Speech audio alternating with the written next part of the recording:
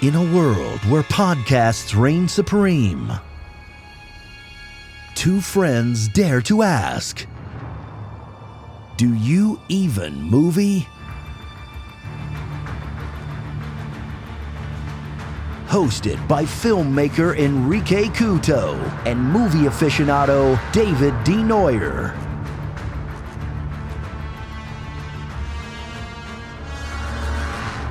Spoiler alert.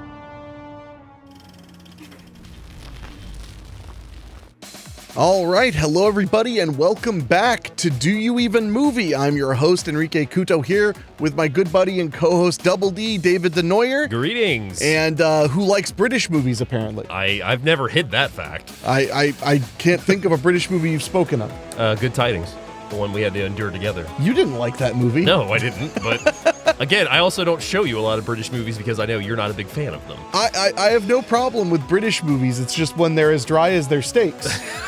It can be a little challenging. Now you're just being rude. I mean, I'm just saying that was probably the number one takeaway I got from this film was it was a lot of dry steak until the last 20 minutes. I mean, like the middle has a little bit of an issue, but overall, I think this is. But the problem is the middle is 70 minutes. We'll get into it. But today we're going to be talking about The Long Good Friday, which is actually a weekend. That weekend, indeed, yes. Yeah.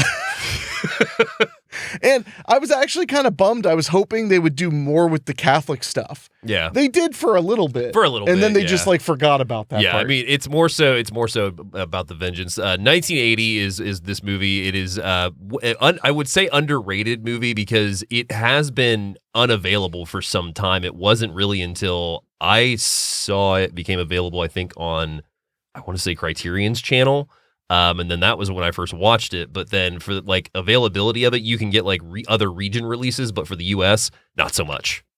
It wasn't available at all? Not for a while. Arrow put it out recently in like the last like 5 or 6 years, and that was when I kind of took notice of it because I believe it was Anchor Bay originally put out the DVD, and then Criterion did one, and it was basically just those two companies. Like the copy I have is a Region O UK Arrow or Anchor Bay release.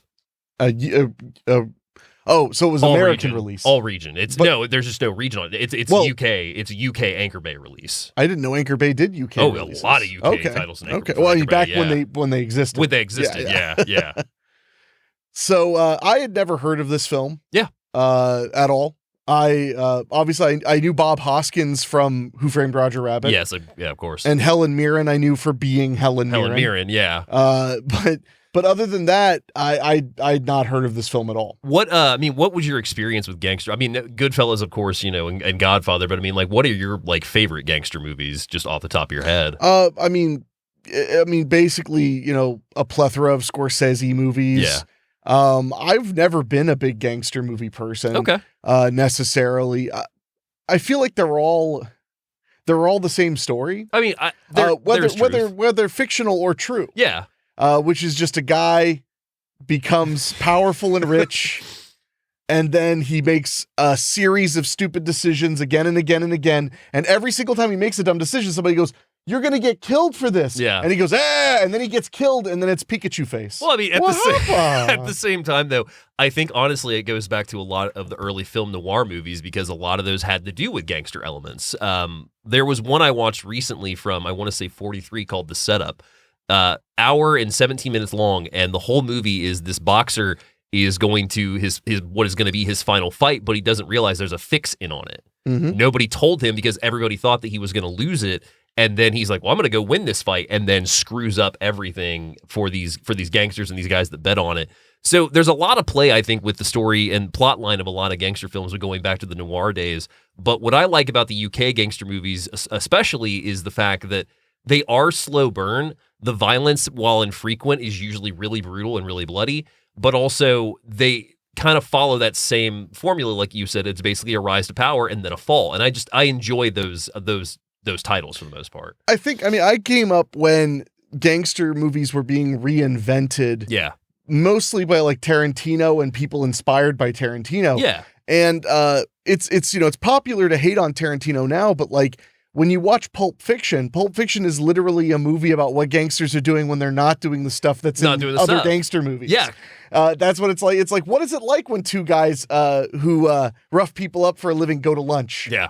And I find that stuff to be invigorating to the genre. It was I think about 2 years ago, actually maybe about a year and a half ago. I'd gotten a gift card for Amazon, and I'd gone through my wish list, and Warner Brothers about probably 10 years ago put out a Blu-ray set that was the Golden Age gangster movies. So you had Little Caesar, White Heat. That's a pizza movie. Would you stop? Little Caesar, White Heat, The Petrified Forest, and what the hell is the other one? Oh, Public Enemy with Cagney. So I've been watching a lot of these and kind of going back and going back through a lot of them from the 30s, 40s, and 50s. And for the most part, the formula they do follow, like I said, is that rise to crime and then the fall. But at the same time, with UK titles especially, they have this element of introducing the idea of a Robin Hood character to most of these things, because like Al Capone was thought to be like a neighborhood Robin Hood guy that, you know, even though they did all these things, they did take care of their cities and whatnot. So I also they took care of the people who paid them. That I know, but at the same time, I like that aspect of things too, of just seeing, even though these people are fucking monsters, there is some human sides to them in regards of taking care of the grounds that they come to take hold of. Yeah, they're like, don't worry, Korean grocer. If you pay us, we won't hurt you. It's anyway, organized I crime. gotta skin this guy alive. I enjoy the inner workings of organized crime. I remember the first time I saw Goodfellas, I was just so mesmerized by just all the unspoken rules that Henry Hill goes through in that movie. Well, that was based on a true story, Yeah, too. absolutely, So it's going to be a lot more detailed in that way. Well, see, there's a big difference between crime movies and gangster movies. Yeah, absolutely. A very big difference, and that's something that is worth pointing out. Yeah. So when you have crime is in right now. Yeah, absolutely. And has been for a long time on television. Crime is kind of everything, whether you have a procedural or in the last 20 years, so many examples of major film or major series that are about the criminal. Yeah. You've got Sons of Anarchy. You've got the spinoff The Mayans. You go a little further back, you got The Shield. You've got Breaking Bad, one of the biggest shows of all time. Yeah. And then Better Call Saul, the follow-up to Breaking Bad. They're all about criminals. Just throw it out there, Sneaky Pete. Sneaky Pete's a good example as well. Yeah. They're about the bad guys, and they just kind of, because they're cool. They're cool, yeah. I mean, well, you have to remember when Scarface became huge, like in the early 2000s, because like everybody had posters of it, and they were going with every edgelord. Every edgelord. I mean, Boondock Saints, Scarface, even though Boondock Saints are technically good guys, but Scarface, like I remember that boom of where I got tired of hearing about Scarface and The Godfather because everybody was talking about it. Well, everybody was talking about Scarface because you could get the t-shirt at the mall. Yeah. And you would watch like MTV Cribs. And everybody would have a copy of it. And like, but every rapper in particular would have like a big Scarface mural or what have you. And I honestly think that movie's fine. I like Scarface. That great. I prefer Carlito's Way. I actually just watched a movie on De Palma called De Palma, which is that like hour, 49-minute movie where I think it's Noah Baumbach is sitting with him and just interviewing him about all his movies, his life. Watched it last night. Really, really good movie. It's just really cool to see De Palma just chew the fat of his own movies. I don't think I've ever heard De Palma speak. It's crazy. It's kind of crazy, to be honest. Yeah. Well, De Palma was never like very like public facing. I mean, he goes into his earliest stuff all the way up to, I think, Passion was the last one he talked about from 2013. So like he goes into the Casualties of War, Mission to Mars, which is what made him leave the US, because that was where he was like, I can go make my movies in other regions, and so he did. And with sex offenders. What? Yeah, I mean that's a benefit, right? But no, I just, with gangster movies, I have nothing against them. I think Goodfellas is one of the greatest films ever made. I think Casino is one of the greatest films ever made. But they do kind of hit the same note. Not always. Like, what was that? Did we watch a while back? Was that the St. Valentine's Day Massacre movie? Yeah, the Corman one. Yeah, that was pretty good. With George Segal and Bruce Dern. I mean, that was a solid movie. Yeah, that was pretty good. So, I mean, I don't know. I've never been obsessed with kind of the tough guy movie in that way. But I really do. My biggest complaint with a lot of them is even Goodfellas, even Casino, is that most of the movie is just people telling somebody again and again, like, you're going to get killed if you do this. Yeah. And then they're going, eh. And then when they get killed, they're like, well, hell. Oh, what happened? Oh, shuckadoos. and that's the part that kind of like, I'm like, I'm used to that. I mean, it's a basic formula that if you get in, it's that whole joke of like, like the first half of Goodfellas is really fun, not so much the second half, just like Boogie Nights and everything. Yeah, or Full Metal Jacket. Or Full Metal Jacket, yeah. That's kind of any epic story to an extent, usually, especially if it has high drama. They want you to buy into the life and the excitement of it so that you can see how they'd end up in the darkness of it later. I mean, it's very common that crime does not pay, and it's very uncommon for you to have a movie. Did you just make that up? Oh, crazy, right? You just made that up. That's a good one. Crime. What was it? Crime doesn't pay. Wow, I like it. Would you stop? But it's not. It's more uncommon to have these movies with the guy getting away with it. I mean, usually that is the end of the movie, is the demise of your character for the most part. You kind of expect it. The big change is it used to be that they didn't get away with it because they got busted. Yeah. But now, and by now I mean in the last like 30, 40 years, it's become more common that it's just that they get stopped by their own. They're betrayed. They're betrayed. Yeah, so it's like it's either a bigger, badder gangster or the gangster they were going up against takes them out. And the authorities are kind of a total afterthought. One thing in this movie, there are just no cops. Nope. I mean, there's one cop he talks to. Two cops basically. total, yes. Two cops total. And one is on his payroll. But they accomplish story beats at best. It's just like, tell me where your informant is. And he's like, I can't do that. He's like, and he's like, all right. Well, like, do you know about the ending that I can't remember if it's AIP or whoever put out the original Scarface. There are two endings to the original Scarface from 1934. One is that he dies in a hail of bullets with the cops, which is what they expect. And then I can't remember what was the reasoning, but they couldn't have that ending in one certain place. So they have this ending where he gets arrested and goes to trial and then is hung. And like, there's this whole saying at the end about how, basically crime doesn't pay. Wait, so they arrest him. Yeah. They try him. Yeah. And then they're just like, your dick's big. Yes, they hang him. So, you said he was hung. Yeah, he's hung. Yeah, so they're just like, oh, your dick's big. That's a really weird, that's a very strange emotion.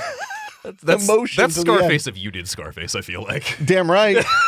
So, not talking about Scarface, would you like to get into the pertinent deets of The Long Good Friday? Sure. All right, so The Long Good Friday, 1980, 1 hour and 54 minutes, rated R. This film is directed by John Mackenzie. He starts his career as a director in 1965 with The Newcomers. Then he does 30-minute theater in 1965. Now, 30-minute theater and a couple other theater shows are going to come up, which is where a lot of these people were well known for each other and acted a lot in the UK early on in TV and whatnot. They became kind of known for those theater programs. Okay. So the Jazz Age in 1968, ITV Saturday Night Theater 69, the Wednesday Play 1969, One Brief Summer 71, Made 1972, Country Matters 1973, The Wild West Show 1975, Center Play 1977. Then in 1980 he does The Long Good Friday.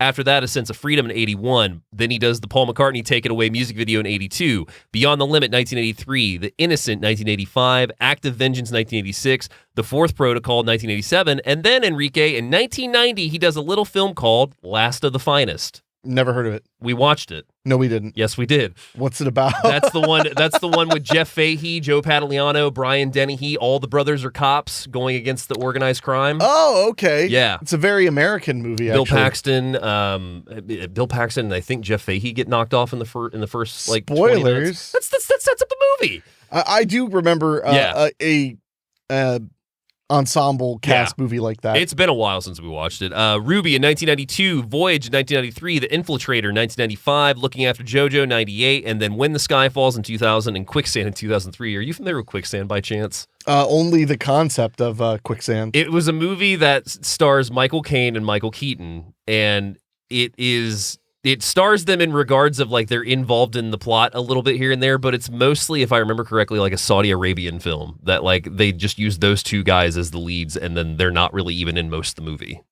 Okay. Yeah, it was interesting. I was very excited for Quicksand and then I watched it and I was just like, this isn't what I expected at all. Okay. So our writer is Barry Keefe. He did Adam Smith. He wrote on Adam Smith in 1973, IT Playhouse 67, Premiere 1978, Long Good Friday 1980, No Excuses 1983, Play for Today in 1984, and Sun in 2010. The Long Good Friday is what is noted as his only theatrical screenplay that he's ever penned. Okay. And then wrapping us up is our cinematographer, Phil Mayhew. He did shot Trauma in 1976, Play for Today in 1977, Black Joy in 1977, Let's Get Laid in 1978. I've not seen that No, one. I love that title. That's a solid title. The Professionals, 1978. The Muse Machine, 1979. Scum in 1979. Then he does The Long Good Friday in 1980. Then Omen 3, The Final Conflict, 1981. The Final Option, 1982. Beyond the Limit, 1983. Those Glory Days, 1983. Morons from Outer Space in 1985. He shoots episodes of Max Headroom in 1985. Act of Vengeance in 1986. The Fourth Protocol in 1987. Criminal Law in 1988. Renegades, the Lou Diamond Phillips and Kiefer Sutherland film in 1989. Well, that escalated quickly. Highlander 2, The Quickening in 1991. Defenseless, 1991. The Trial, 1992. Ghost in the Machine, 1993. What was that? I'm sorry. Ghost in the Machine. Yes, he shoots Ghost in the Machine, 1993. The crazy computer killer movie. I've never seen that. Oh, man. I got to show you Ghost in the Machine. No Escape, 1994. Ray Liotta. Oh, okay. Yeah. Okay. Then he does Goldeneye, 1995, The Saint, 1997, Mask of Zorro, 98, Entrapment, 99, Bicentennial Man, 99, Beyond Borders, 2003, Around the World in 80 Days remake, 2004, The Legend of Zorro, 2005, Casino Royale, 2006, Beverly Hills Chihuahua, 2008. Finally, a real film. Edge of Darkness, 2010. I do like Edge of Darkness. The Smurfs, 2011. Here Comes the Boom, 2012. The Smurfs 2, 2013. SpongeBob movie, Sponge Out of Water in 2015. Okay. He has quite a resume. Yeah, that is quite a resume. So getting into the synopsis of Long Good Friday, the IMDb synopsis says, in the late 1970s, Cockney crime boss Harold Shane is a gangster trying to become a legitimate property mogul, has big plans. What? A legitimate property mogul. There we go, okay. Has big plans to get American mafia to bankroll his transformation of a derelict area of London into the possible venue for a future Olympic Games. However, a series of bombings target his empire on the very weekend the Americans are in town. Shand is convinced there is a traitor in his organization and sets out to eliminate the rat in typically ruthless fashion. I mean, that's pretty close. That made the movie make more sense reading that. I wish I'd read that first. My synopsis. Harold... a middle-aged man makes a bunch of mistakes, doesn't know if he has enemies. Harold, an up-and-coming gangster, returns to London ready to start a new life in real estate. When a series of bombings and violent attacks threaten his new life, Harold must turn back to his violent ways to keep his plans on track. All right. I thought his name was Errol. No, Harold. Then who is Errol? Errol is the guy that they're interrogating that they cut with the machete. Okay, I thought he was named Harold. No. Because then when they were tormenting him, he kept saying Harold, and I was like, what? Yeah, Harold is Bob Hoskins' character. Errol is the guy that they interrogate in that scene. But they sound like the exact same name. They sound like the exact in their same name accents. when they have that Cockney accent. There yes. were multiple times that they said stuff to each other, and I was just like, what? Bibbidi boop, bibbidi boop. Bibbidi boppity boop. Ba-da-ba-ba-boop. So the Long Good Friday is currently available to stream. You can find it on a couple services. In regards of actually seeing it in the new transfer, that is going to be available when you watch it now on those services as well. So it does look really nice. Oh, that's good, yeah. Going into our cast is Bob Hoskins. He plays Harold Shand. 122 credits for him. I believe that. He starts with The Main Chance in 1972, Up the Front 72, Villains in 1972, Crown Court, New Scotland Yard, Play for Today, Thick as Thieves, Inserts, Royal Flash. So 75, he's doing a lot of TV work. Rock Follies is 77. Then he does Zulu Dawn in 1979. Then in 1980, he does The Long Good Friday. 81, he does Othello. In 1982, he appears in Pink Floyd's The Wall, does Beyond the Limit, Lassiter, The Cotton Club, one of my favorite gangster movies in 1984. Then he appears in Brazil in 1985, Mussolini and I in 1985. Wonderful romance. Sweet Liberty in 1986, Mona Lisa in 1986, A Prayer for the Dying in 1987. You remember that movie? I don't know. That was the one we watched with Hoskins and Mickey Rourke, where Rourke was the assassin hiding out in the church and Hoskins is the priest. Oh, I totally remember that one. Yeah. That's actually a really good one. Solid neo-noir. Who Framed Roger Rabbit, 1988, Heart Condition, 1990, Mermaids in 1990, Shattered in 91, Hook in 93. Oh, yeah, he was like the other Smee. pirate. He was the like pirate underling. Yeah, Smee to Captain Hook. Then he does Balto in 1995, Tales from the Crypt in 1996, which he also directed that episode as well. Oh, okay, nice. Michael in 1996, Felicia's Journey in 1999, American Virgin 99, White River Kid, Don Quixote, Enemy at the Gates, Made in Manhattan, Frasier, Vanity Fair, Beyond the Sea, Unleashed in 2005, Son of the Mask in 2005. Finally, a real feature film. Mrs. Henderson Presents 05, Paris, Paris I Love You in 2006, Hollywoodland, Ruby Blue, Doomsday, A Christmas Carol, Neverland, and most recently, Snow White and the Huntsman in 2012. He shortly passed after that, I want to say, in 2017. So what you're saying is the current director of the new Crow movie killed Bob Hoskins. That is not what I'm saying, but okay.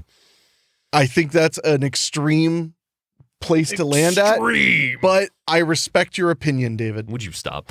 Moving down Never. our cast list, we have Helen Mirren, who plays Victoria. 149 credits on her resume, by the way. Again, that does not surprise me at all. Helen Mirren's a goat. Hero Stratus in 67, A Midsummer's Night Dream in 68, ITV Saturday Night Theater in 71, Cousin Betty in 1971, Oh Lucky Man 1973, Thriller, The Philanthropist, Hamlet, Caligula in 1979. She was in Caligula? Oh, yeah, she's the love interest of McDowell.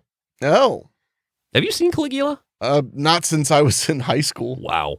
Yeah, that new version's coming out soon that apparently has been recut and is not straight up porno movie. I'll just watch my Bruno Mattei Caligula movies. We haven't Thank watched you that very yet. Much. We need to. I have them. I know, we need to. SOS Titanic in 1979, Hussy in 1980, Long Good Friday in 1980. Then she goes on to Excalibur in 1981, 2010, the year we make contact in 84, White Nights, The Twilight Zone, The Mosquito Coast, When Whales Came, The Cook, the Thief, His Wife, Her Lover in 1989, one of my favorite movies.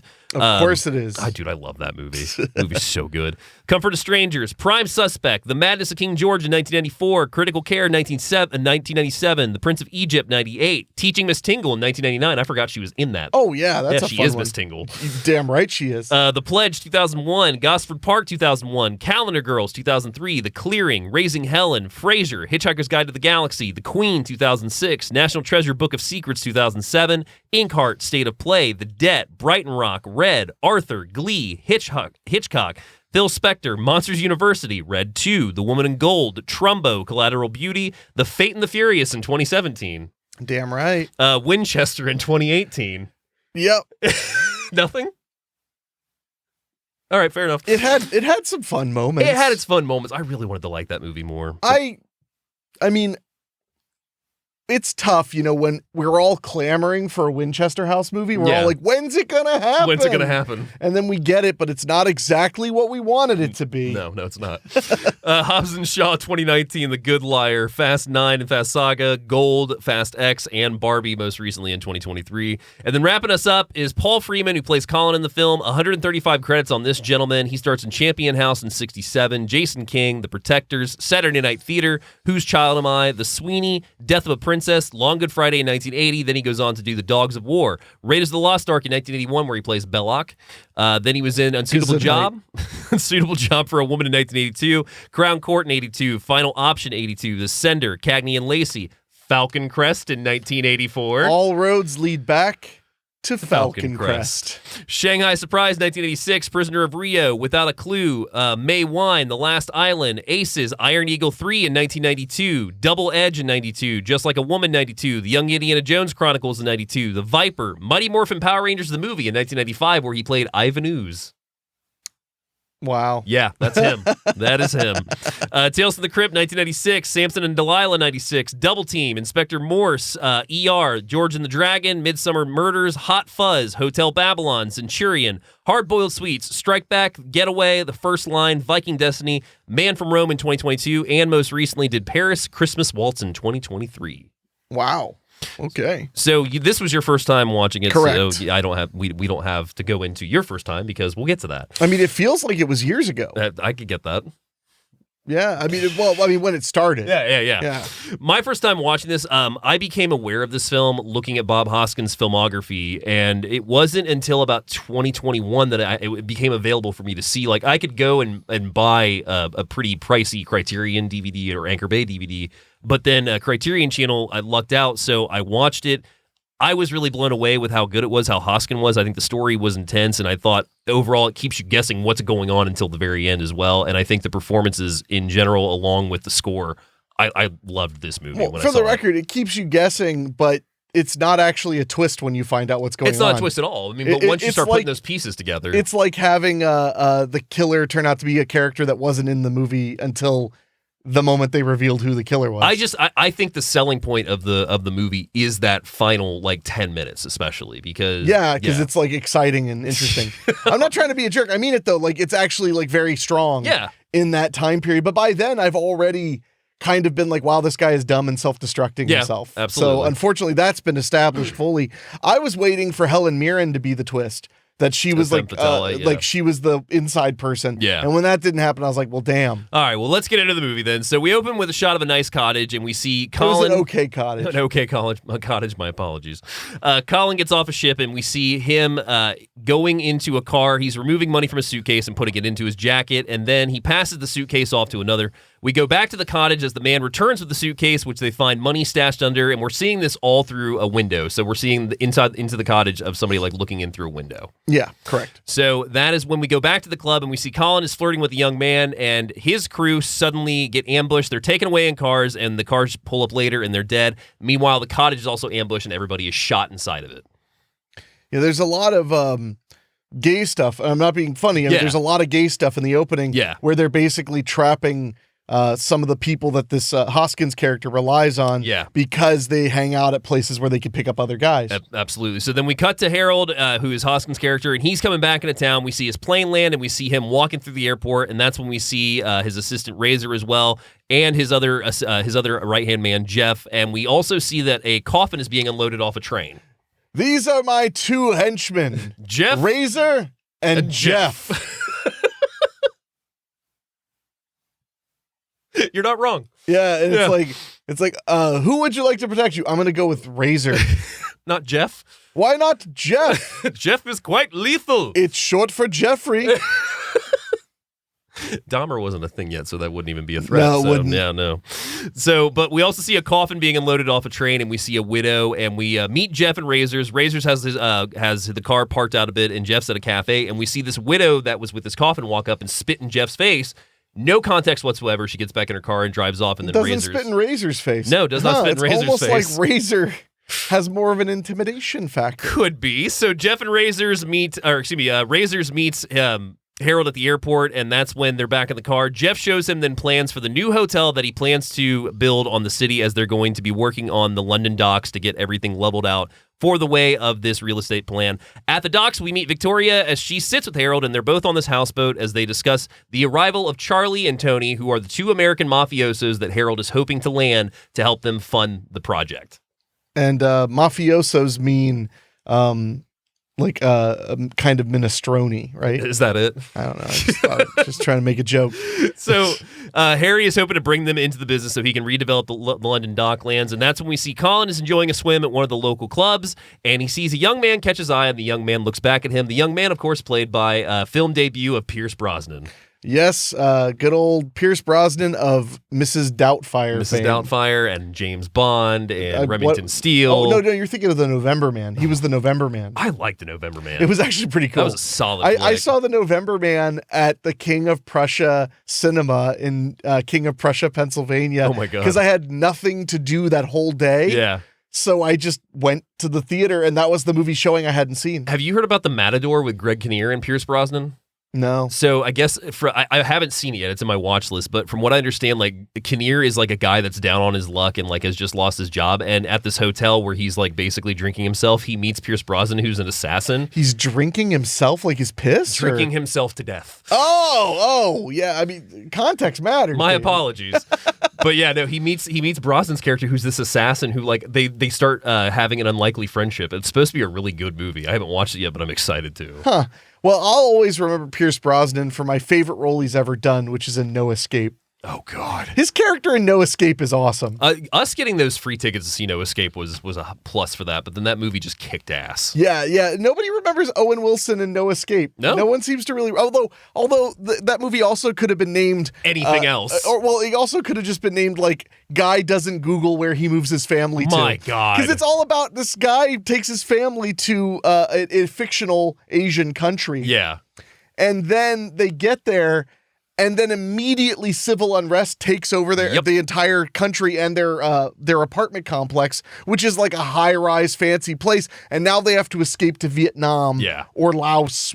I think it's one or the other. They have to escape to one of them to save their lives. A movie that puts a pit in your stomach the entire time. Oh, my no, it God. is fever pitched. But my favorite thing about it is that, like, as it's all going down, it's just Owen Wilson's, wow. As, like, the whole country's falling apart, it's like, could you have read one paragraph of the Wikipedia page of the country you moved your family to? You would think. Like, one paragraph would have told you, like, it was like he had no idea there was any civil unrest. Yeah. That was the only part that I found kind of stupid about the movie, but, like, the action is flawless. It's a great movie. And Pierce Brosnan's character is highly memorable. Yeah. And he, like, he basically is a spy. Yeah. And he helps them out simply because they were nice to him on the plane. Yep. So when he finds them, he's like, all right, I'm going to find a way to get you guys to Vietnam. So good. I love the scene where he's feeding the kids and like he's like, I had some leftover meat, and then it's him and Wilson talking, and then they just pan over that dead rat that's off to the side that he clearly cooked. Oh, well, and his buddy who's local to the area helping him out, who goes by the name Kenny Rogers. Kenny Rogers, yes. Because he has like a car he drives around that is like the Kenny Rogers mobile. So good, yeah. No Escape, highly recommended, and one of 3 or 4 movies with that title. Yeah.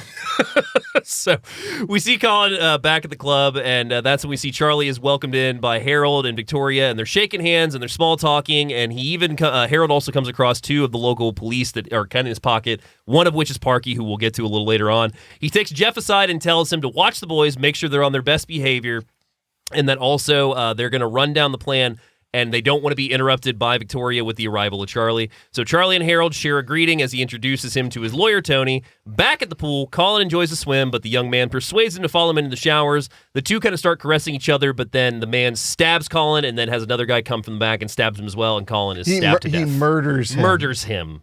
Stabs him to death. Oh, my God. Stop it. So that is when, like I said, he is ambushed, stabbed to death, and that's when we see another Harold associates that took Harold's mother to church, and the church blows up as he goes back to his car, and a car bomb goes off. So right outside this church, as they're finishing up the service, this car bomb just goes up and kills Eric. For a second, you said the church exploded. I wish the church exploded.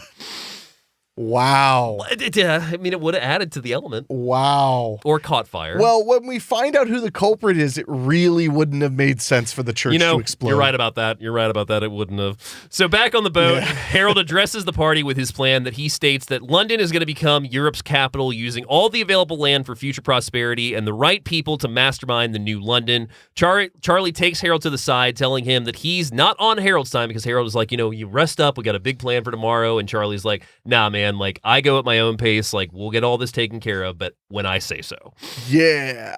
So that is when Victoria tells him that the boat is docking, and she also reminds Harold to relax, that everything will work out. And right at this point, Harold receives the news via phone about Eric's car bomb, and that Eric is dead, and that his mother is in the hospital. Harold's mom is in the hospital, not Eric's car bomb sounds like a drink they serve at a shitty bar. It does. So hearing the news, Harold is drinking, and he shatters the glass in his hand, and he starts to question who could do this outside of a church, especially near Easter weekend. When you go back, the car bomb should have given away exactly who was behind it, yeah, because, I mean, it's one of 3 bombs that we're going to get to now as well. Yeah, but the car bomb is like a signature move of the villain. Yeah. Spoilers. Villain? There's no good guys in this movie. There are no good guys. Right before the end of the movie happened, as I was watching Bob Hoskins do his stuff, there was literally a moment where I literally, not kidding, like maybe 10 minutes before the movie's over, I was like, am I supposed to root for Hoskins? Because he sucks. I mean, the character's a bad dude. Yeah. Hoskins is phenomenal as the portrayal, but yeah. So Harold questions why, as no one knew about what was going on about Charlie's visit, and he orders everyone to go back out to work, and someone has to find Colin, because Colin's MIA, and they're like, well, he's at the club swimming, and he's like, well, bring him back here. So they all go out to their cars, and that's when another car pulls up, and it's Jeff that goes to intercept him, and that's when they find out that Colin has been stabbed to death at the pool, and they also have no idea, no witnesses or anything. And they cover it up. They say that he's missing. Yeah. And they hide his body at the abattoir, which is a slaughterhouse. Yeah. And that's when they also said that they were going to meet at the Mayfair Casino, but they were stopped before that. And Hoskins also swears that he's going to have whoever's responsible bleeding by midnight. So they all go to leave, and that's when the car pulls up with the news of Colin. And that is when we go to the club, and Hoskins looks over Colin's body, and he's distraught. This was his buddy, man. This was his war buddy. This was his friend. And he even tells a story about how Colin saved his life, because at one point they were out in an area that was super cold, and Hoskins had either gotten strayed from their pack, and that's when Colin actually went out to find him. And Hoskins at this point really delivers a great performance of emotion. Yeah, no, it's a good scene. He's clearly distraught by the loss of his friend, and again, there are no witnesses to the murder. So we cut to the Wayfair Casino, where one of the assistants of the casino comes out and tells him that a bomb has been discovered inside the casino, but of course it didn't go off because when they opened the suitcase, it disconnected the wire for it.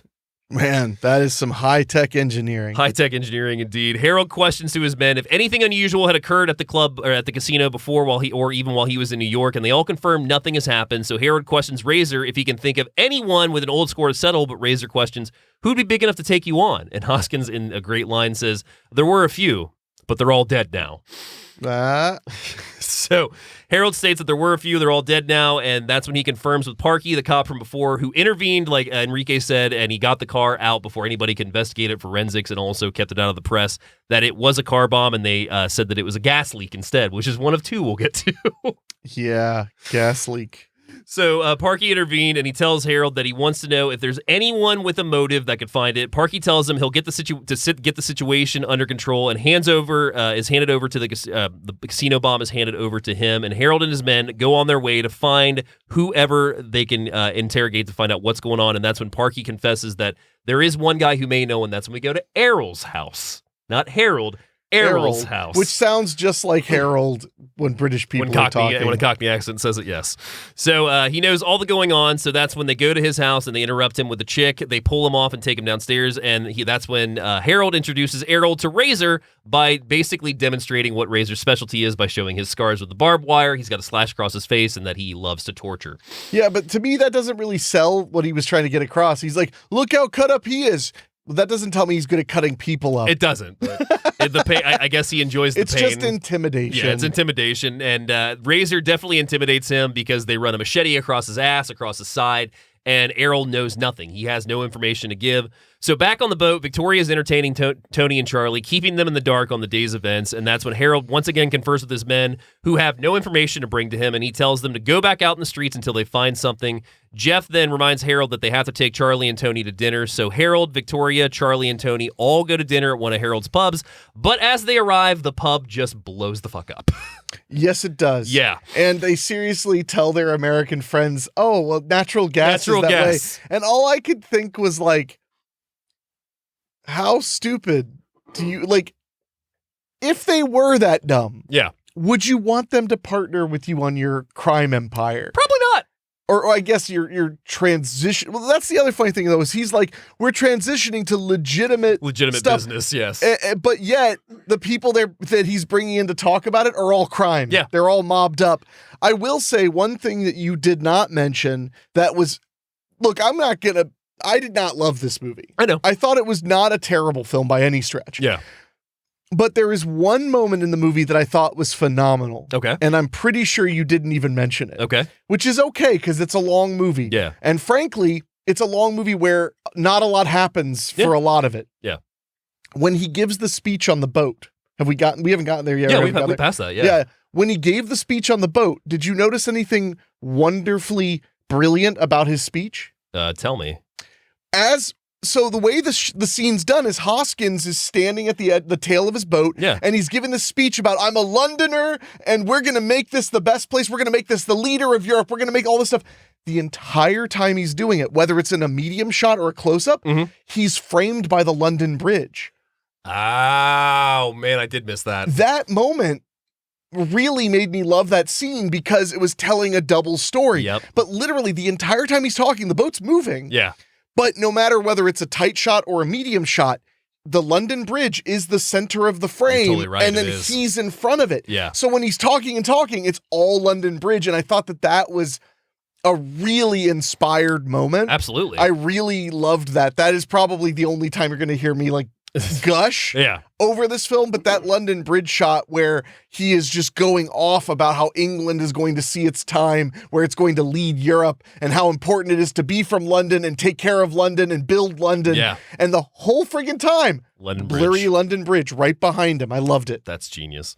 So that's when, like I said, they tell him that there's a gas leak, and he tells Victoria to take them to another restaurant, and Harold confers with his men that they're going to go back out, fan all the regions, and he's also giving guns to all his men to go gather all the suspects that they have and bring them in because somebody has to know something. And they're all going to meet at the abattoir at midnight. Joke's on them. It's totally possible for everyone to know nothing. This is true. Have you not been on Twitter? He assigns Jeff to go meet up with Victoria and entertain Charlie and Tony because at this point it's just Victoria and Chancellor Harris. And we'll get to that in a second because that's not going to go well. So they're all going to meet at the abattoir at midnight. At the restaurant, Charlie and Tony are asking Victoria to level with them because they're not stupid. They're not freshmen. Yeah, they're like, know that was a bombing. That was a bomb. That was two bombs. Yeah. Oh, no. Gas accidents to crime families. Yeah, 2 bombs in one day is serious business. So Victoria questions how they know, and that's when they say it's their job to know. And Charlie threatens Victoria to tell them what is going on or they're going to leave town and fly back to the U.S. So Victoria tells them about the car bomb, the casino bomb, Colin's stabbing, and even the pub imploding. Or exploding, and Victoria assures them that tomorrow the problem will be settled, and that's when Tony tells her, you know what, we're agreeable men. You have 24 hours to fix this, or we're gonna fuck right off. Yeah, I don't blame them. Yeah, so they have 24 hours to solve their problems, but one more foul up, and they will leave. Later on, when they're talking to them, he literally says, like, this is Vietnam. Yeah. Like, that's the way they describe doing business in England with him, is this is Vietnam.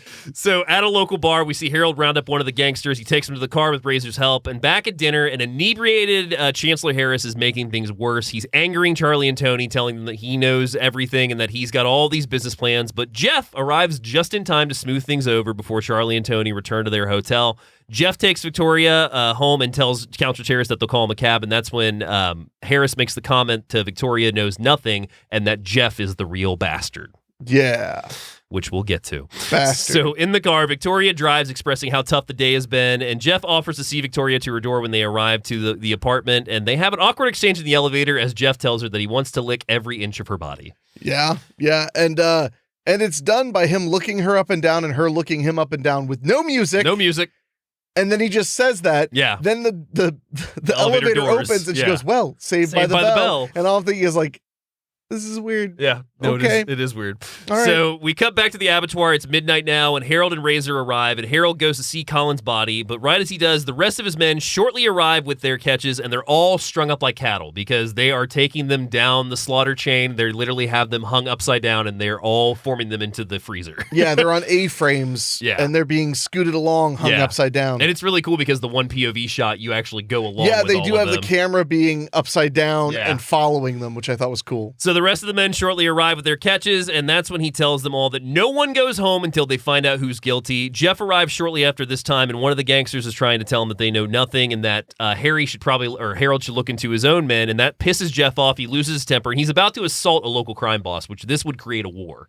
Which, by the way, I love, though, that when somebody says, like, maybe it's your own men, he's like, what? And all I'm thinking is, like, fucking duh. Yeah. Fucking duh. Yeah. How do you think they always know where you're going to be? Yeah. So Parky shortly arrives, and he tells him that the bomb is an Irish special branch style and that he is getting out of this because now this is something hot that he wants nothing to be a part of. And Harold, of course, being bullheaded that he is like, no, we're going to finish this. Yeah, now, and for context, this is an era, a very long era, where the Irish Republican Army was one of the largest terrorist organizations in the entire planet. Not just in Europe, but in the entire planet. So it would be kind of like when you watch Sons of Anarchy and they'd be like, all right, we found somebody to buy our guns. It's the Taliban. Yeah. They were like, what? Not that far off. Yeah. So that's why people are like, this looks like the IRA. I don't want anything to do with it. I'm out of here. Bye. So Parky gets slapped around by Hoskins' character, and he's like, no, you're in this. You finish this. I pay you. You do what I tell you to do. And Parky is trying to reason with him, like, you cannot take on the IRA. Like, these people will fucking eat you up. And, of course, Hoskins is like, no, we are going to finish this. Well, he even mentions later on, he's like, these people don't care about money. Yeah. They're political. They're, what was he? He calls them something else. Like, they're, he says like they're crazy. They're ideologues. They're political. Yeah, it's not about. He calls money. them commandos at one point. Well, I mean, a lot of them are. Yeah. But the Irish Republican Army fought against the United Kingdom. Yeah. Like the idea that Hoskins' crime syndicate could even stand up to them at all when they're an organized terrorist army. Yeah. And look. No matter what you think about the IRA, they were acknowledged as terrorists. They committed acts of terrorism because it was the only way they could compete with one of the largest armies in the world. A previous title we talked about, The Prayer for Dying, that Mickey Rourke and Bob Hoskins movie. Remember that opening with Rourke's character is Liam Neeson of the IRA doing that bombing with that tunnel and that fucks that school bus up of those kids. There were a lot of, especially in the 90s, a lot of really great IRA thrillers. Yeah, Devil's Own. What was the one with Brad Pitt? Where Devil's Own. That's the Devil's Own. Okay, that one's one of my favorites. Harrison Ford and Brad Pitt, yeah. That's one of my personal favorites. It's a great one. And like every Jack Ryan Ryan film movie, for that era was basically about the IRA. Yeah. And one thing I do want to add in regards to Harold's interrogation of the men is he's trying to be civil with these local crime bosses because he talks about how, I've helped you when you were down. I've put money in your pockets. You've done things for me. I've done things for you. Just tell me what's going on. Somebody admit to this so we can all figure this out. Yeah, and they're all like, we have no idea what you're talking about. Yeah, and it turns out they're telling the truth. They're telling the absolute truth. So that's when he tells Jeff to let the men go, give them $1,000 each and send them home. And that's when Harold says he's going to go home and do some thinking. So Harold goes home to find a nervous Victoria. She's having a drink and a smoke, and he joins her in the living room asking how it went with Charlie. She informs him that they know about the bomb, they know about the rest of the events, and that she had to tell them that to stop them from leaving, and this pisses Harold off. He actually briefly goes to grab her and throws her down, and he's like, no, what am I doing? I'm losing it. I'm sorry. And that's when he tries to comfort her. And she tells him not to treat her like one of her thugs, and Harold apologizes. And we cut to a warehouse the next day where we see a bunch of explosive containers that all say, what is it, danger explosives on it, I think. Yeah, they all say basically explosive on them, and they're yellow. Yeah, and they're yellow, and we see a lot of these containers just sitting around a warehouse. A woman pulls up, and we see that it says Harris's Demolition. So this is Chancellor Harris's place. So after releasing a dog that's in a security office locked up, she follows the dog through the building, and inside the building at the top of it, we find Harris has been beaten and crucified to the floor. Well, he wasn't crucified because there's no cross. No cross, but I mean, he's got bolts through his hands. Nailed to the floor. Yeah, very, very brutal. So Harold and Victoria are delivered the news, and Victoria questions who got to him before they could, and Victoria even says that she thinks someone inside the group could be responsible, and Harold's like, you think so? Cue Pikachu. What? Yeah. So she tells Harold about Harris's comment the night before of her being wrong and Jeff being the real bastard, and that's when Harold phones Razor asking him to find out who the woman was that was recently speaking to Jeff, which was the widow that spit on him, because Razor, we glossed over that, Razor at one point told Harold about Jeff getting spit on by the woman because he was out in the car waiting for him. Right. So that's when Harold tells him to phone him, or phones him asking to find out who Jeff was speaking to at the funeral. And once he finds out, to pick Harold up, and they're going to go find her. So we cut to a cemetery where we see a woman on the ground visiting a stone, and Harold calls to her Mrs. Benson. She calls Harold a bastard, and she tells him that Colin had been sent for her husband to go to Belfast as a chauffeur. Harold has no idea what she's talking about. He's like, what do you mean Belfast? I don't do business in Belfast. What are you talking about? And that's when she finds out that Jeff was involved in this business. And Harold tells the widow that he's going to make this right. She'll have $100 a week, and that he's going to get her husband a decent gravestone. And he goes off That's after he slaps her in front of her children. Yeah, I mean, he does do that. Yes, there's that. Hero. I didn't say hero. Hero. I never said hero. So David's personal hero. Harold returns to the boat, and he's angry. He goes to pour a drink, and that's when we see Jeff roll up in his car, and Harold watches him walk onto the boat, and he asks him about the incident in Belfast. And this catches Jeff off guard because he's like, well, how do you know about that? And he asks, who's Phil Benson? And Jeff reveals that Colin had to make a delivery to Belfast that was money on Chancellor Harris's behalf to the IRA that he then took for himself, and then that night, 3 of their main men were murdered. Awkward. So this is all for $5,000, and the night that Colin delivered that, 3 of the top men were murdered. Harold puts it together that this is now a revenge plot. The IRA thinks that he is in charge of the robbery and was in charge of the hit, and they're taking it out on him by taking out his businesses and his men. Yeah. So it's eye for an eye kind of thing. So Harold confronts Jeff and asks him why he didn't tell him this. Jeff states that he was scared they were going to kill him. Harold states that he's going to kill them all, and Jeff tries to reason with him to work with them, telling him that they have more power than he could ever have, and that they do not in this for the money. They will make it sure that that he understands to them he is nothing. And this, of course, pisses Harold off, so he, in a rage, breaks the liquor bottle, attacks Jeff, stabbing him in the neck, and kills him. Then comes the realization that he's also just killed another one of his men. And then he holds him like a sweet little bleeding baby. Holds him like a sweet little bleeding baby, gets blood all over his clothes, and that's when Victoria arrives at the dock, and she hears Harold scream out, and he emerges from the boat just covered in blood, and he is frantic. He goes up to Razor trying to get his gun off him, and it's Victoria, one of his other men, and Razor trying to hold Harold back, and that's when she tells him to use Harris to stop this bloody havoc. So they get a hold of him, they calm him down, and that's when they take Harold back to the house, and we have this really cool scene that Harold's in the shower, and he's just glossing over the events basically in his head. He's letting the water run down him. They're burning his bloody clothes out back, and he's kind of just trying to figure out what he's going to do, which I really like that scene. It's a good scene.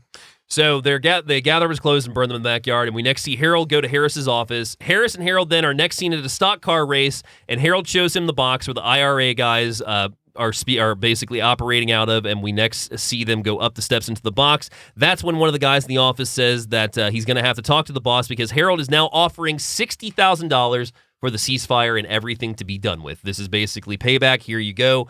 We're done. And that's when he tells him, you'll have to talk to my boss. He just won the race. He's coming back up to the office. So the guy comes into the office, and this is shortly after Harold is by the front window, and he notices that the IRA also have a gunman out. A sniper. Sniper that watches the office. So by this point, Harold just takes a step back, and the guy comes in, and he's like, here's $60,000, here's the ceasefire. And, the gentleman's like, okay, well, I'm going to have to count it. He's like, be my guest. So as they're counting it, they're all in the front window, and that's when 3 of Harold's men burst in with shotguns, blowing these guys away, including Harris. One of them goes through the window, out onto the track, hits a stock car. The stock car crashes into another stock car. There's a huge crash and a huge explosion, and that is the end of those guys. Yeah, the serious end. Serious end. And so that's when Harold decides that, everything's good on them, so they are going to go back to the hotel and talk to Charlie and Tony. So Harold and Victoria arrive at the Savoy Hotel as Harold goes in to speak to them, and he finds out that Charlie and Tony are busy packing because they are out of here. They're done. Yeah, that's where they mentioned the line about, this is like being in Vietnam. Vietnam, yeah. We can't do business with you. Charlie thanks him for stopping by to say goodbye, and Harold calls them cowardly for not being able to handle the violence, and Tony tells him the country is worse than Cuba was. That was also another comment. We were better off when we were in Cuba. Yeah. So Harold can't get through to them. He goes to leave, but he turns back to call them wankers and states that he's looking for someone to contribute to the common market and that he's already got his eye on a partnership with the German organization. So he leaves Charlie and Tony. Charlie and Tony are splitting back to the U.S. The deal is off. So Harold thinks that he's on top still. So he goes outside, calling his car back over. But as he gets into it, it is sped off, and he realizes there's no Victoria in it. He passes another car and sees the Victoria is being held by IRA men. And that's when, in the front seat, turns around Pierce Brosnan with a silenced pistol on him, revealing that he is not going to get away this time. And they show this long, intentionally drawn out moment where they're driving him along at gunpoint. And I have to hand it to him. His facial expressions, they stay on him for 45, 50 seconds. Yeah. And you see him go through every stage possible. He's angry, disappointed, afraid, and then accepting it. Accepting it, yeah. And that is a powerful moment, I have to say. I love that ending. So Harold grows to accept his fate. There's no getting away from the situation. They cut to black, and that is the end of 1980's The Long Good Friday. And emphasis on long. It's only an hour and 54 minutes. But here's my thing. Okay. We've done a few episodes. Yeah. And that is the first time we've had a movie that was over an hour 20 that we were done with the breakdown this fast. Yeah, that's fair. There isn't a lot that happens. Well, no, I mean, it is a dialogue-driven film because even though the violence is there, it's very infrequent, and even if it is brutal, again, it's still infrequent. Yeah, it's infrequent. It's a lot of building up to this plot in regards to him working out with his men what's going on, and then them trying to persuade Charlie and Tony to stay and all this stuff. It's a lot of character development with these guys in regards to finding out what is going on, who was all involved, and then, of course, the finale with the showdown, basically. I think it was the problem for me is there was a lot of buildup for there to not be a twist. I get that. Because having the IRA turn out to be who were behind it, yeah, the IRA wasn't a regular part of the movie. No. They were just a concept. Yeah. So, I mean, it may as well have been the Mongolian army. It'll be the same, But at the same time, you're kept in the dark just like Hoskins' character is. So you're solving this along with him. And I enjoy his performance in this very much. Oh, he's excellent. Yeah. He's absolutely excellent. But it's just, I wish there had been a stronger payoff. Yeah. get that. That's my biggest complaint is like we spent a long time to get there and we didn't even get like, even though I said like I predicted it would happen, like if Helen Mirren had sold him out or something, we could have at least gotten like shit. But not saying that would have made the movie perfect or anything. Yeah. But I just wish that I could have gotten something like that. Yeah. Instead of it just being, well, it's the IRA. You can't beat the IRA. It's like, okay, but the IRA are not even established in the movie. Yeah. Like, in order for you to know how dangerous the IRA are, you have to know outside of the movie who they are. I mean, but we get a hint to the IRA literally with the first bomb, because that's when I can't remember who it is that mentions no, it's the pub bomb. Yeah. Because they talk about he says a couple mix the two mix that came in wanting protection, we shoot them off, and that's when Parky is like, wait, two Irish people came in, and that's when he was like, Harold, come talk to me for a second. And he's like, if this is what I think it is. So I mean, that's about like 20, 30 minutes in. So I mean, we do get a hint at it. Yeah, it's just that the IRA is not represented in the film until they are already the villain that was coming after him. Yeah, I mean, I get that. That's totally fine. So you want to hear some notes on this film? Let's do it. All right, so the budget was about $1,182,000. The box office brought in $541,000. Huge hit. Opened on March 29th, 1981. In 1983, it won Best Motion Picture Screenplay for Barry Keefe with the Edgar Allan Poe Award. So long after? I don't know. Edgar Allan Poe Award. Oh. Yeah. In 1982, Hoskins won Best Actor for the Evening Standard British Film Award. Wow. I mean, that's a thing. Just I'm giving sure. you notoriety. That's a thing, yeah. There was an unproduced sequel planned that was going to be Black Easter Monday, 20 years after the events of the first film. No, listen to this. I'm listening. I was just laughing. No, I know. It's a bad title. Opening with Hoskins' character escaping the IRA after the car is pulled over by the police. Shan would then retire to Jamaica, returns to stop East End being taken over by Yardies. The film was unfortunately never made. Unfortunately. Hoskins' voice was originally going to be dubbed over by a Wolverhampton actor due to fear of Americans not understanding the London accent. Oh, that couldn't possibly happen. Hoskins threatened to sue Jack Gill, so the dubbing was removed. And that's why I couldn't follow about a fifth of the film. Pierce Brosnan's feature film debut, but his part was supposed to be completely silent, but he improvised one word of dialogue, which was, hi. I like that. Yeah. I thought Brosnan, I could see why people would see him in that and go like, let's try this guy out. Yeah. Hoskins celebrated the line of, there's a lot of dignity in that going out like a raspberry ripple was improvised, Hoskins celebrated line of, there's a lot of dignity in that going out like a raspberry ripple was improvised by Hoskins. Hoskins received a fan letter. That was when they mentioned that they were putting his buddy's body in an ice cream truck to get it to the abattoir without people knowing the guy was dead. Hoskins received a fan letter from notorious gangster Ronald Gray, who loved the film. Did he? He did. Francis Monkman's score is so loud in the final scene it drowns out any noise because director John Mackenzie was giving constant direction to Hoskins the entire time. Because the sound levels on both sides needed to sync, producers decided to mute the whole thing and put the score over it. Actors being held upside down had to be supported between takes to prevent them from passing out. That makes sense. A lot of sense. To prepare for his role, Hoskins then held court with real London gangsters. So he had I think they said 5 or 6 of them that he met with, and he asked them questions about the character and motivation. And that whatnot. Seems completely reasonable and responsible. I mean, that's what Hoskins does. Okay, fair enough. I know he hung out with a bunch of cartoon characters when he was going to be in Who Framed Roger Rabbit. That he did. Yes, that he did. Yeah. Smart ass. So what are your final thoughts on it? It's a product of its time. It's very, very slow paced. Yeah. I think that story wise, it's sparse. I think that the greatest thing it has going for it is extremely strong performances. Absolutely. Without a doubt. But that doesn't really carry the movie for me very much. I did find it to be kind of a bore. Okay. I thought that when it was good, it was great. And when it wasn't good, it just wasn't anything. Okay. I was just kind of like watching them like drive around London. Yeah. And go to the next thing and go to the next thing. Like I said, the fact that we could sum up the whole film so fast says a lot about absolutely. How many scenes really mattered and how long it took to get to them. I would have to give this at best a stream it. Okay. Honestly, I think you could, I feel so bad saying it, but you could miss this movie and be fine. Ouch. You could just never see it and you'd be all right. Ouch. Okay. I mean, if you love British cinema or if you're fascinated by like Bob Hoskins or I guess Helen Mirren. That's the selling point on this for me is Hoskins. I love Hoskins as an actor.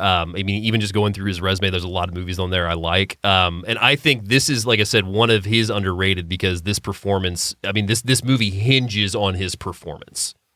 And Sure. because of that, you get to see a really underrated early's UK Gangster picture. It builds up like a counterpeg to its bleak and appropriate conclusion. I think the performances and the chemistry of Hoskins and Mirren is strong throughout, with Hoskins really showing his craft the whole way through. And the action, like I said, while infrequent, is brutal and memorable, especially that final scene with the stock car race. So I think it has a lot of good things, but yeah, I would give this a stream it too. It's not one that's an absolute necessity unless you're into gangster pictures or Hoskins, or even just want to see a movie that really hasn't gotten to do in the last 10 years until this new transfer came out. Well, I think that the level of dryness is what kind of holds it back. It's extremely dry. Yeah. So we do like to end the show with a couple recommendations. I have two for this one. Both Hoskins vehicles. Mona Lisa from 1986. This is one I just saw recently. A man recently released from prison manages to get a driving job for a call girl from customer to customer. It's another great performance by Hoskins, one that a lot of people haven't seen, and Michael Caine plays a heavy in it and does really well in it. The other one is another personal favorite, The Cotton Club from 1984, directed by Francis Ford Coppola. Meet the jazz musicians, dancers, owner, and guests like gangster Dutch Schultz of the Cotton Club in 1928 to the 1930s Harlem. It's got it's got music into it. It's got a lot of action. I mean, you got a cast that's Richard Gere, Diane Lane, James Remar, Tom Waits, Bob Hoskins, Fred Gwynn, Gregory Hines. I mean, the list goes on and on for this movie. And it just recently, in like the last 6 or 7 years, got a re-release of Francis Ford Coppola's complete cut, which has a lot more music in it and a lot more character development. So Cotton Club and Mona Lisa, great movies. I cannot recommend enough. Okay. If I had to suggest a movie that is not very good, but has a great British actor in it, but is more entertaining than this one, it would be Jaws: The Revenge with Michael Caine. Michael Caine. Michael Caine's still good in it. Oh, shit. God, It's a I great love that moment. movie. So that would be I'd be silly. I don't know. I don't have a recommendation for this that's one. fair. But for the record, Jaws 4 definitely deserves another reappraisal. Because when we watched it in your backyard a couple years ago, I was just like, there's a lot more shark action in this movie than I remembered. Well, it's just it's not a good film, but it's a highly entertaining film. Yeah. And but see, that is not that doesn't bode well for the Long Good Friday that we're talking about Jaws: The Revenge now instead. But there you have it, the Long Good Friday. The Long Good Friday from 1980. So that is what we talked about this week. You want to know what we're talking about next week, Enrique? Sure. So this was our Easter show because Long Good Friday. Right. And, we're going to be getting out of March with this episode and going into April. So April 2nd, we are going to be dropping our episode on April Fool's Day, the 80s slasher film. I do like April Fool's Day. Not Slaughter High, unfortunately. Thank goodness. Because that was the original title. Nice try. I tried, man. But yeah, April Fool's Day will be our next episode. I'm really excited to talk about that because I get to borrow your Blu-ray and go through the bonus features. I don't really know a lot about that movie. I love the film. I wish the original ending would get released, but we'll talk about that next week. Yeah, we'll dive into those details. So what else? I mean, we should probably address, if you're wondering where our TikTok channel went, as we get to the wrap up of our social medias. Unfortunately, this past week, I got an unpleasant message that for some reason of violating community guidelines, our TikTok has been permanently banned. I'm working on hopefully getting that fixed, but I cannot guarantee anything because this is a common issue that I found on a lot of Reddit boards recently. It's a common issue on social media, but TikTok has not made it any easier. They have not. Well, we have a message that came through at doyouevenmovie.com. Ooh, what is it? It's from Nicole. Okay. She asked, can you please do Hook 1991 or Urban Legend 1998 for my birthday? I love both those movies. For my birthday on May 18th. May 18th. I will love that. Okay. We will absolutely pick one of those, I think, because I think we're getting ready to do our May lineup. So we could absolutely fit one of those in. I think so. Absolutely. Because, I mean, Hoskins is in Hook, for one. But I'm a huge fan of Urban Legend. I love that movie. You would be. You hadn't even seen 2 until I showed it to you. Final Cut in the college. I mean, they're both in college, never mind. Because I had seen the Bloody Mary one. Bloody Mary's 3, yeah. And I think Bloody Mary is actually pretty decent. But we'll try to make that happen for you. And Absolutely. If you want to email us, you can email us at doyouevenmoviepod@gmail.com or go to doyouevenmovie.com and send an email directly on the website. Yes, sir. We are still on YouTube. We are still on YouTube, yes. Yes. And if you're watching this on YouTube, please leave a comment about what you think of the film we've talked about or anything, because it helps increase engagement and bring more people. And hey, why not tell a buddy, tell a friend? And if you're listening to us on your favorite podcasting app like Apple Podcasts or Spotify, leave us a star rating. It really does help a ton. Yeah, it does. And I think we have 4 on there right now, so we could always use some more reviews, ratings. Please just we have 7 on Apple Podcasts. Ratings or reviews? Ratings. Oh, okay. I was talking about reviews. I think we have 4 written reviews on I was talking about ratings. Well, my apologies. Look at this guy. So, anything else, Dave? I think that is it for this week. I do actually want to say one more thing. Several people have reached out to me in regards to the last episode where I did talk about some unfortunates that happened in my life with my breakup and the loss of my great-grandmother. I appreciate the support I've received, and I cannot thank y'all enough. It's been a rough time, and it's still a little rough right now, but I'm each day, one day at a time right now is all I can say. That's how I know that life is truly cruel. Is because we make short clips of the show. Yeah. And we made one of that. Yeah. Well, we use an AI tool to help us find the clips. And it picked that one. I was like, fuck it, I'll put it up. And it's the most viewed shorts ever. Most viewed, is you suffering. Yeah. So but can't get it on TikTok because TikTok sucks right now. Right now. Oh. Yeah. I mean, maybe they'll be banned. Yeah, who knows? We'll see. Find out. We'll see you guys next week right here on Do You Even Movies. So take care, and I hope your evening is better paced than the long Good Friday. We'll see you next Tuesday.